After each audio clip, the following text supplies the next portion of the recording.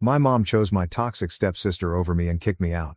Now, I got engaged, and my fiancé's company dropped her husband. She blames me. I, 26F, have been engaged to my fiancé, whom we'll call Jeff, 26M, for approximately 2 months. I met him 4 years ago on a dating app, and we've been inseparable since. Jeff and I are soulmates. He is the only person in my life who has never disappointed me. I have not had an easy life. My parents divorced when I was 2 years old. My father abandoned us without looking back. He paid child support, but that was it. He never bothered to come and see how I was doing. To be honest, my mother, 48F, was not a terrific mother either. When I was younger, she was more focused on other activities than on raising me. I was basically reared by nannies and babysitters. When I was a little older, my mother was quite young, and her priorities were very different. She didn't care much about becoming a mother and spent most of her time with friends or on dates. She was an outgoing socialite who had no time for me. Even in terms of her career, she was not taking her work seriously.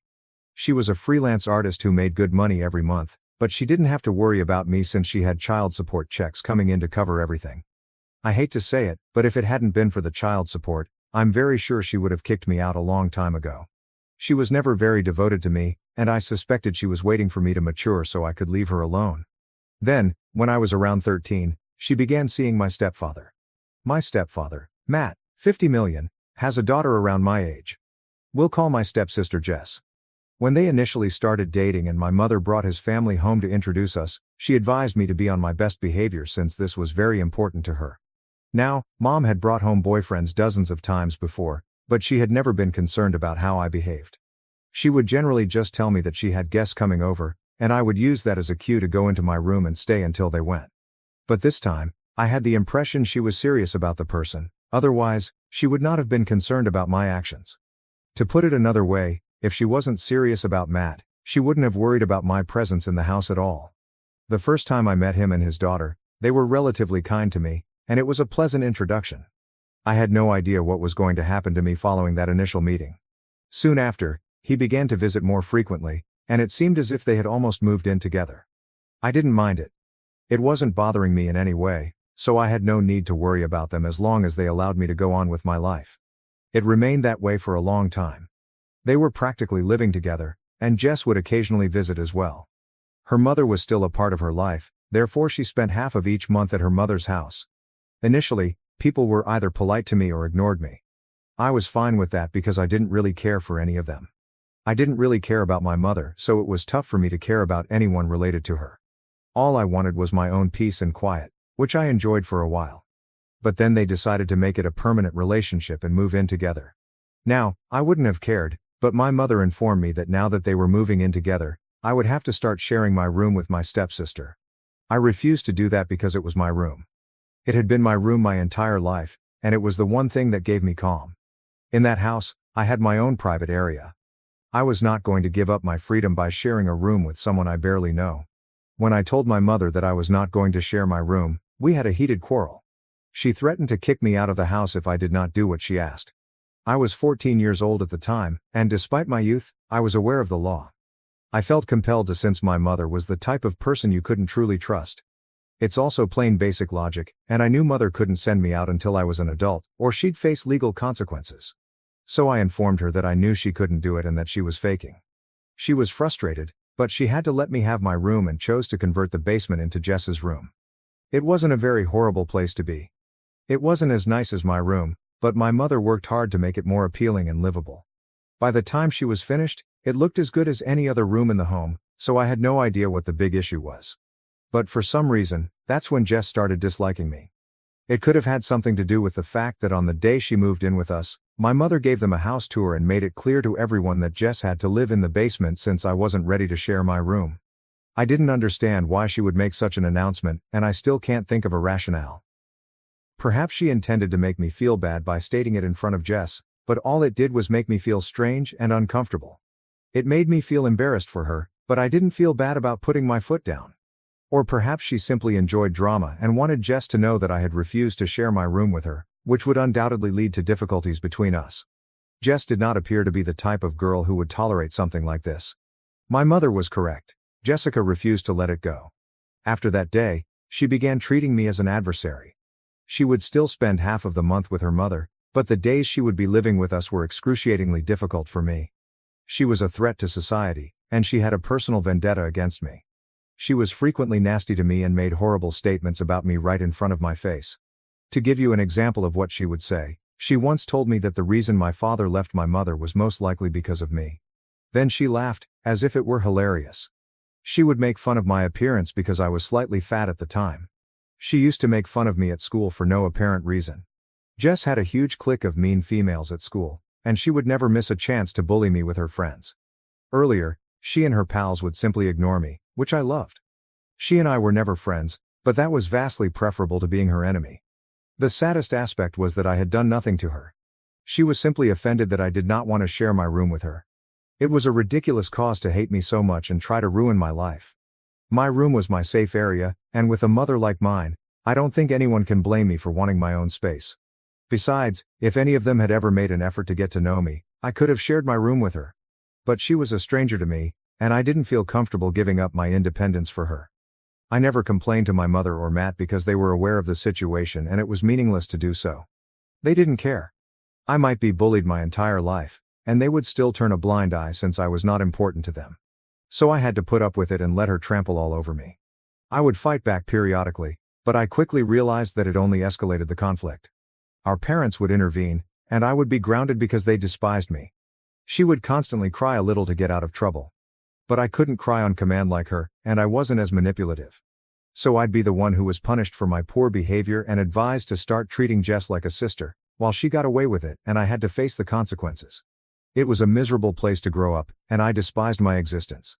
So when I was finally kicked out around my 18th birthday, I was relieved more than anything else. I had put up with my family's crazy for years before being kicked out, and it only became worse over time. Jess continued to be a nightmare to deal with, and our parents continued to back her without questioning the legitimacy of her actions. In 4 years, she had managed to turn our whole high school year against me, and I had just a few friends who would even talk to me. Everyone else despised me because she did, and that was sufficient justification. It had taken a toll on my mental health, and I was battling to keep up in all areas. I had acquired a lot of weight from binge eating, and it had severely changed my appearance for the worst. I was overweight, acne-prone, and had pretty awful hair. I was also trying to maintain my grades. So not only did I look horrible, but I also appeared to be dumb to everyone else. I had nothing going for me and was at an all-time low. Things at home were no better, as I still had to deal with Jess and my parents. My mother had grown increasingly irritable and would continually compare me to Jess, despite the fact that she was the one who had made my life so much worse than it had been previously. Things were terrible before my mother married Matt and they moved in together, but not as horrible as they are now. Yeah, it was terrible that my mother didn't care about me before, but after her marriage to Matt, I went from the frying pan to the fire. She progressed from not caring to intentionally making me feel horrible about myself, and it felt as if I was also living with mean females at home. It was very clear to me that Jess was the daughter my mother had hoped for. Instead, life had dealt her the wrong hand, and she was stuck with me. I know they both wanted nothing more than for me to leave, and to be honest, I did too. My mother and Jess despised me, but Matt didn't care. I have no relatives to speak of other than my mother because my grandparents did not communicate with us. I had never known my father, and I knew nothing about my other grandparents. I actually had nowhere to go, and I felt awkward approaching my friends for assistance. So I had to fight it out and stay with my mother to ensure that I had a roof over my head and food to eat every day until I reached 18. But then, a few weeks before my birthday, an incident occurred, and I was expelled out the same day. It was a weekend, yet I remember it like it was yesterday since it was one of the most terrible and stressful days of my life. We had both recently graduated, and she had begun hanging out with a bigger circle of folks. She had a buddy whose brother was in his senior year of college, and she was dating her brother. So she and her friend would hang out with his pals, who were all older than us. I understood exactly what they were up to, but I didn't think it was worth bringing it up with my parents because, with my luck, it would only backfire. So I never told anyone that she'd started drinking. And, while I couldn't prove it, I knew she was smoking pot and whatnot. I was never interested in any of it because, first and foremost, I never had friends who were cool enough to have access to drink, cigarettes, or drugs. Second, I was already suffering with my weight and academics. I didn't need to add drink or drugs to the mix, I already had plenty on my plate. But that day, I believe I left my room unlocked before going for a shower. The next thing I knew I heard a banging on the bathroom door, and my mother was yelling at me, insisting that I come out right once. I had to rush and put on my clothes so I could see what she was talking about. When I got out of the shower, my mother, Matt, and Jess were waiting in my room, all with serious expressions on their faces. My mother took out a bunch of empty beer bottles from beneath my bed, and even more incriminating, there was a giant plastic baggie containing, I'm not sure how many grams of weed. My parents were unaware that it did not belong to me or Jess. I believe she had planted it in my room when I was not there and then informed my mother. They began flipping out and yelling at me about what a terrible person I was. She didn't just yell at me about the drink and drugs, she also started venting about how I was a complete disgrace to them. She protested that I ate all the food. She stated I was a waste. She was convinced that I would never do anything worthwhile in the future and would simply continue to live with them and spend their money. I attempted to explain multiple times that none of it belonged to me and that I had no idea how it ended up in my room, but she didn't believe me. She lost it when I suggested that Jess might have planted it in my room to get me in trouble. She began yelling at me about how I was always jealous of her and that I would never be as good as her at anything, which was why I was attempting to shift the blame. I was crying uncontrollably by that point, but she didn't seem to care and proceeded to rant at me. After some while, she stopped shouting at me and told me I needed to leave. I had no idea what she was talking about, so I asked her where I was heading.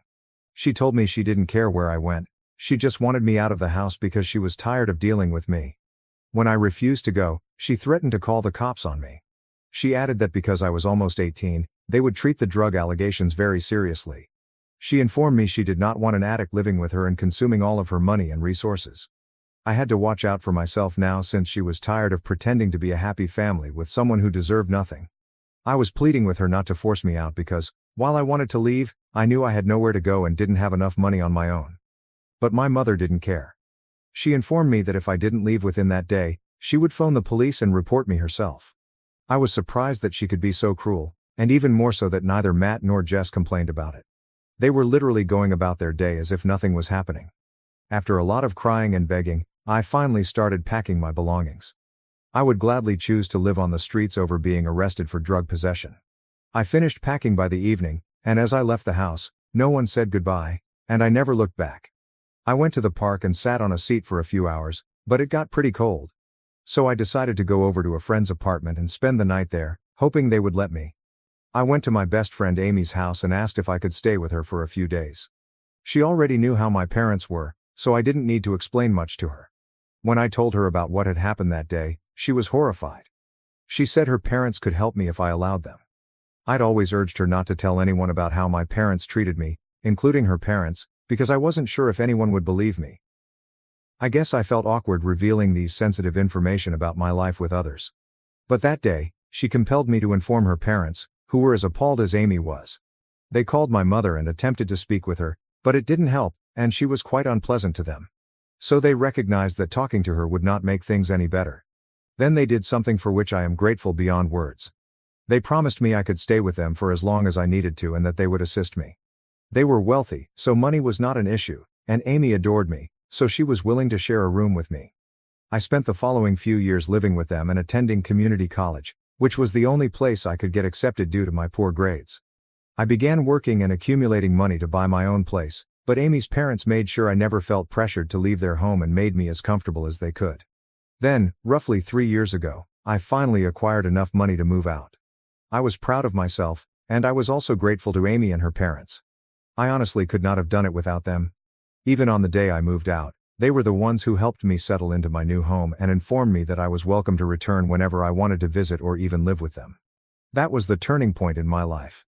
By then, I'd shed a lot of weight and my health had improved significantly. I felt and looked better. I was also generating enough money to support myself and had put in enough effort to improve myself. So I decided to start dating as well because I wanted to marry someday and needed to start searching. I met a couple of guys before Jeff, but it usually fizzled out before it could get serious. After meeting Jeff, I fully understood why. It was because Jeff and I were intended to be together, whereas the other guys I met before him were only there to have fun. When we first started dating, I had no idea he was wealthy and the heir to his father's firm. I just liked him because he was humorous and cute, and he appeared to like me as well. After a few months of dating, he informed me about his family, and I understood they owned a restaurant chain, which he would inherit in a few years after his father retired.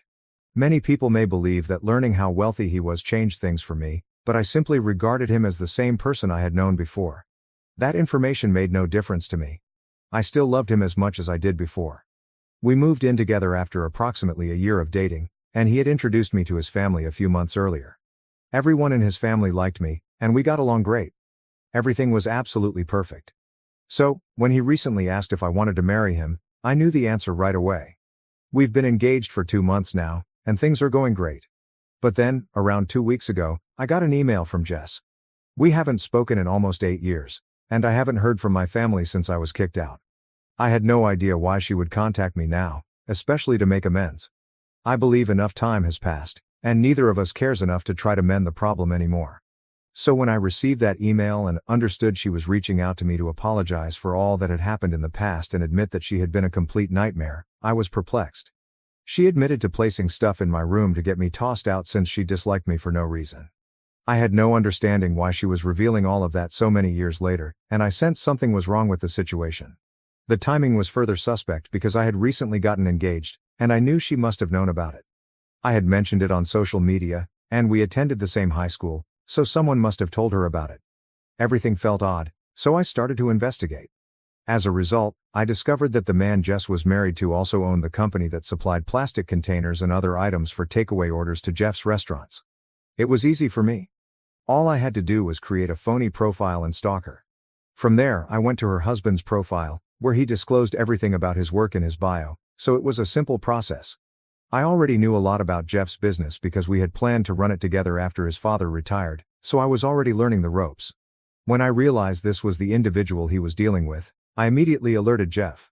Now, over the past few years, I've done my best not to think about my previous life since I just wanted to go on.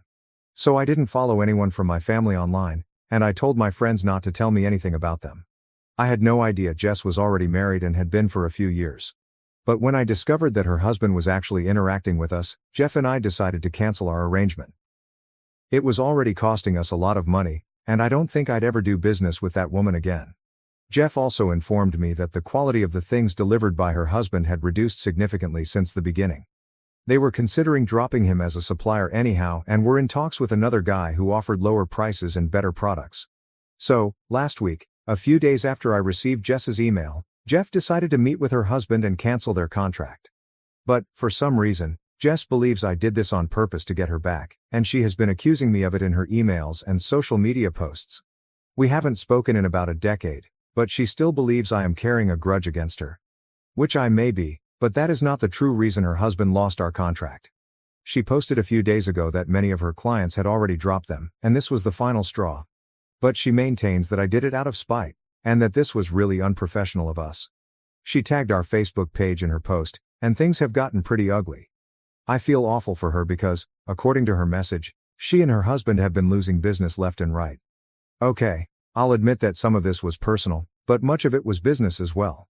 I doubt Jeff and his father would have dropped her husband as a supplier based only on my word. Nevertheless, I feel awful for her.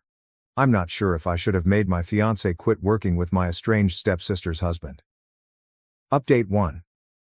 Okay, so Jeff has spoken with his father's lawyers, and he believes we did the correct thing. So we're going after them legally and asking that they remove that message. We are also filing defamation charges against them because the guy charged us a bomb and delivered things that fell short of our expectations. If we could obtain a better offer somewhere else, we'd obviously go there. It's just a coincidence that Jess is married to the guy who runs that firm. Instead of improving their company's operations, she chose to trash us on social media. It's stupid that I allowed myself to feel horrible for her after everything she'd put me through. But you guys truly opened my eyes, so I appreciate that. Many of you have been quite supportive, which I appreciate. Thank you so much for your comments. Update 2. So Jeff and his father filed a slander claim against Jess and her husband a few days ago. We'll meet with a court-appointed mediator in a week, maybe. But in the meantime, my mother has taken it upon herself to protect her poor little stepdaughter yet again. It is so silly. I feel like I am back in high school. But, happily, I'm not back in high school, so I can simply disregard what they say. Unlike then, I don't need to be in my mother's books to get a roof over my head. So she may cry all she wants about it, but nothing will change. She has been attempting to contact me for the past few days, ever since Jess was served, but I have simply blocked her and gone on with my life. I don't need that type of negativity around me. I am engaged. I'm going to marry the guy of my dreams, and I don't need her or her insane stepdaughter back in my life. Update 3. Hey, so let me quickly fill you in. First, we won the defamation lawsuit. It wasn't even that difficult because my father-in-law's lawyers are absolute sharks, and they killed her and her husband. So, maybe they'll focus more on their business now and meet their clients' expectations. They had to pay for what they stated, and we were able to strike an agreement. So that's over, and we can finally devote all of our attention to preparing our wedding.